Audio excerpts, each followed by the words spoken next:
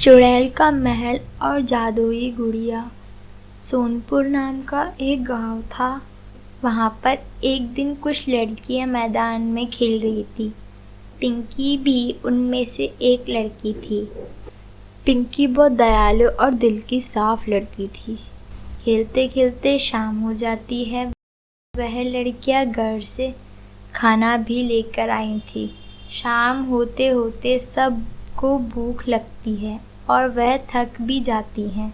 सब लड़कियां एक पेड़ के नीचे अपना अपना टिफिन खोलकर खाना खाने लगती है।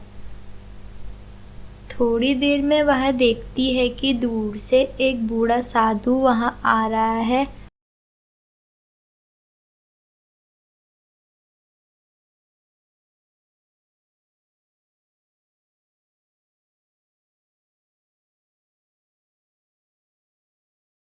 वह बूढ़ा साधु उन लड़कियों के पास आता है और बोलता है कि उन्हें बहुत भूख लगी है, कुछ खाने को मिल सकता है क्या।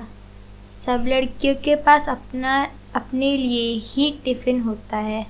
वह सब दूसरी तरफ मुंह मोड़ लेती है। साधु देर तक वहाँ रुकता है। पिंकी भी उसको देखती है।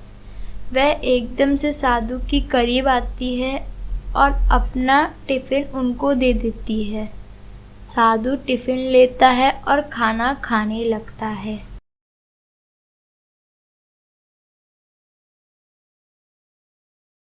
थोड़ी देर बाद जब वह खा चुका होता है तो पिंकी की तरफ देखता है और बोलता है, अरे लड़की, तुम कौन हो? सारा खाना तो तुमने मुझे दे दिया, अब तुम क्या खाओगी? तुम्हें तो बहुत भूख होगी। बाबा, मेरा नाम पिंकी है। आपने खाना खा लिया, मुझे इससे ही तृप्ति मिल गई। अब मेरी भूख अब मिट चुकी है। अगर आप भूखे हैं तो मैं खुद खा भी नहीं पाती। आपको और किसी चीज़ की ज़रूरत हो तो मुझे बता देना, मैं ले आऊँगी। मैं बहुत दिन से एक ऐसा व्यक्ति ढूंढ रहा था जो दयालु और दूसरों का सम्मान कर सके। मेरे पास एक गुड़िया है, जादुई गुड़िया। उसको जो बोलो वह वही करती है। वह गुड़िया दूसरों की मदद के लिए बनी है। मैं वह गुड़िया किसी को देना चाहता हूँ ताकि मैं बिना किसी बोझ के मर सकूँ। क्या तुम वो जादुई गुड़िया लोगी? बाबा, अगर उससे दूसरों की मदद हो सकती है तो वह मैं ज़रूर लेना चाहूँगी, और मुझे अपने लिए तो कुछ भी नहीं चाहिए। मैं यही चाहती हूँ कि मेरे पास के लोग खुशी खुशी जिए। उनके खुश रहने में मुझे खुशी मिलती है। अच्छी बात है पिंकी, तुम ही इस गुड़िया को पाने के लिए सही हकदार हो। बाबा अपने झोले से एक गुड़िया निकाल के पिंकी को दे देते हैं। सब बच्चे खाना खा चुके होते हैं और अपने घर जाने लगते हैं। पिंकी भी गुड़िया लेकर अपने घर चली जाती है और गुड़िया को एक जगह रख देती है। उसके बाबा की बात पर ज़्यादा विश्वास नहीं हुआ, इसलिए वह गुड़िया की तरफ ध्यान नहीं देती है। बहुत दिन निकल जाते हैं। पिंकी को गुड़िया की याद भी नहीं रहती। फिर एक दिन उसकी तीनों सहेलियां शाम को मैदान में खेलने जाती है। बहुत रात हो जाती है किंतु वह वापस नहीं आती।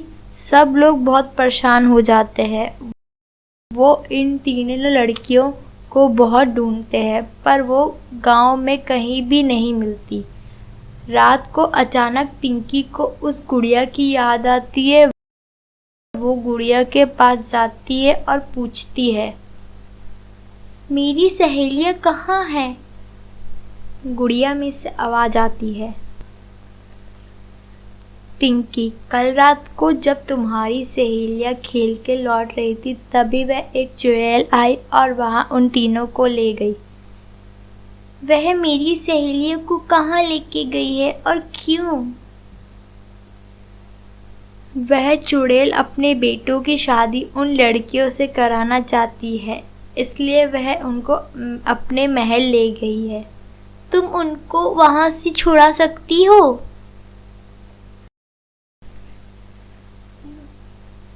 वह चुड़ैल बहुत शक्तिशाली है, मेरा जादू उस महल में नहीं चलता, लेकिन मैं तुम्हें वहां पहुंचा सकती हूँ।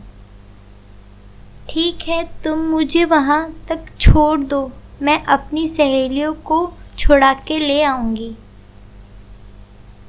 उस महल के अंदर कोई इंसान बिना चुड़ैल की इजाज़त के नहीं जा सकता और ना बाहर आ सकता है।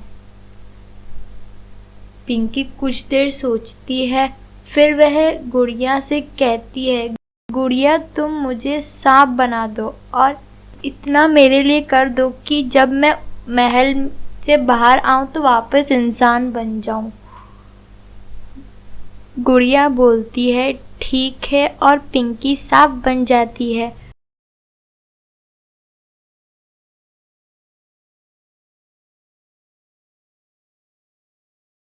गुड़िया पिंकी को महल के बाहर तक छोड़ देती है।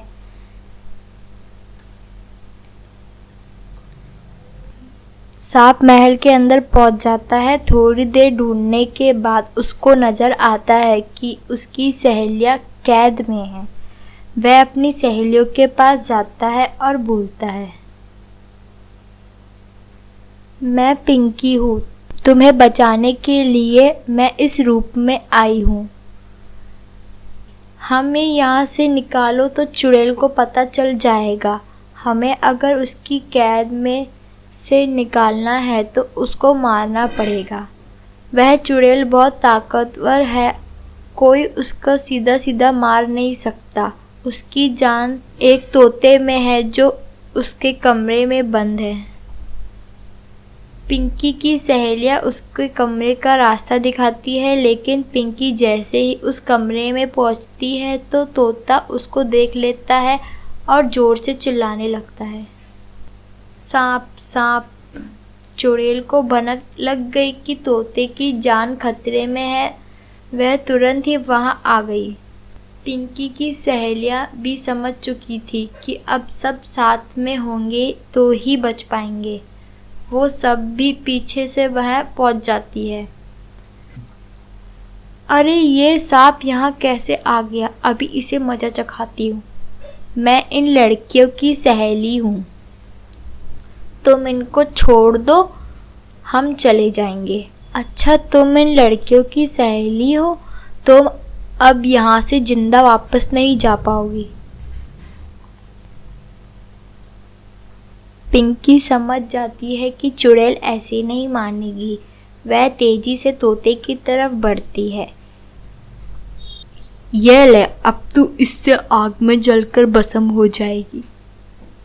चुड़ैल पिंकी की तरफ आग का गोला फेंकती है। उसी वक्त जैसे ही पिंकी की सहेलियों को लगता है कि चुड़ैल का ध्यान पिंकी की तरफ है, वह जल्दी से तोते का पिंजरा उठाती है और आग के गोले के आगे रख देते हैं।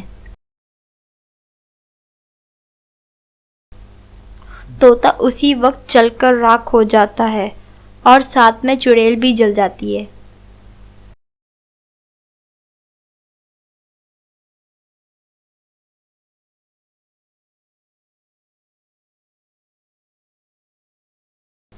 पिंकी और उसकी सहेलियां खुशी खुशी घर चली जाती हैं।